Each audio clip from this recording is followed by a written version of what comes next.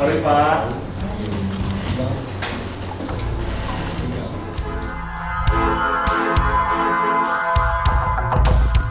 Pemirsa, beginilah suasana sidang isbat nikah yang diajukan Rahel Maryam di Pengadilan Agama Jakarta Selatan.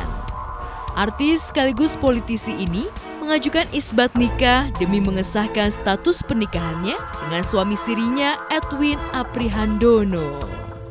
Rahel yang tak hadir dalam sidang menyerahkan kuasa sepenuhnya pada pengacaranya Dodi Haryanto dan adiknya Tobias Ginanjar.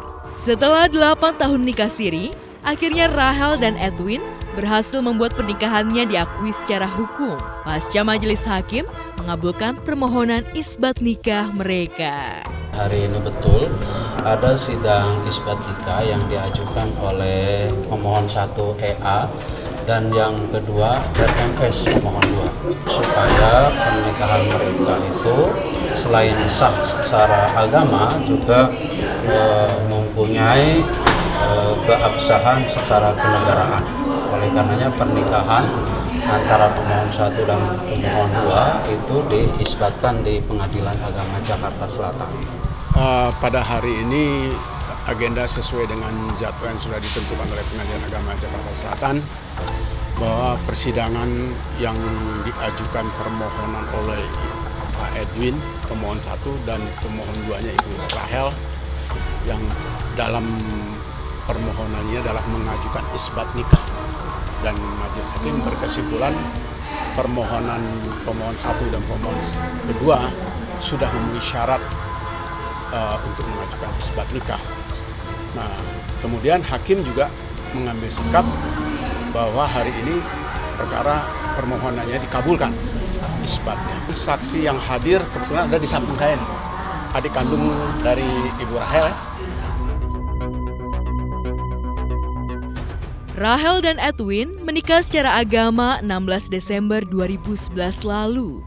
Namun mengapa baru saat ini Rahel dan Edwin mengesahkan pernikahannya di mata hukum? Kabarnya karena Rahel tengah hamil anak kedua dan dalam waktu dekat akan melahirkan buah cintanya dengan Edwin.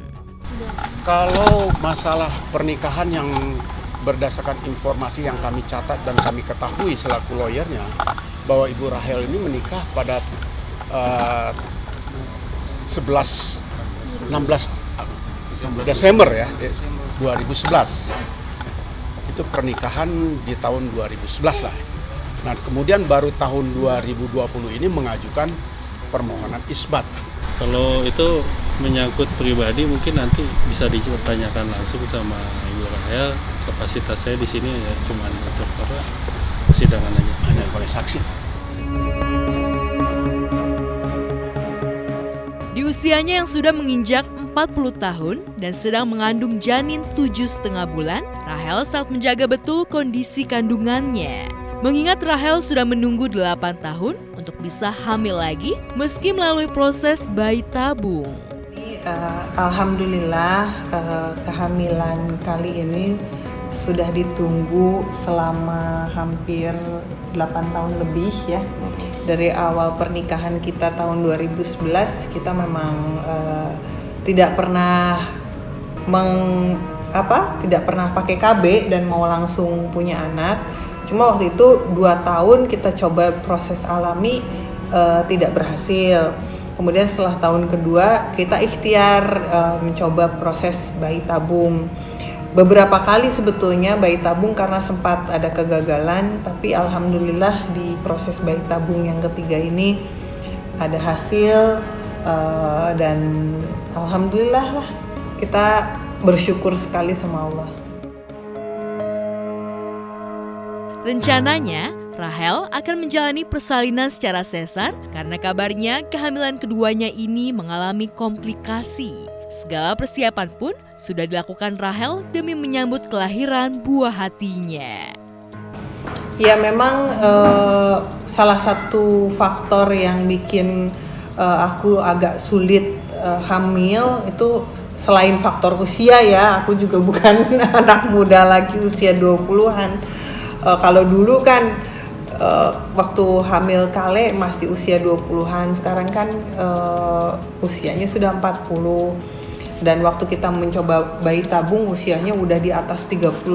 Jadi memang usia itu juga bikin kehamilan sulit. Nah, salah satunya yang dari aku itu karena aku punya kekentalan darah. Nah,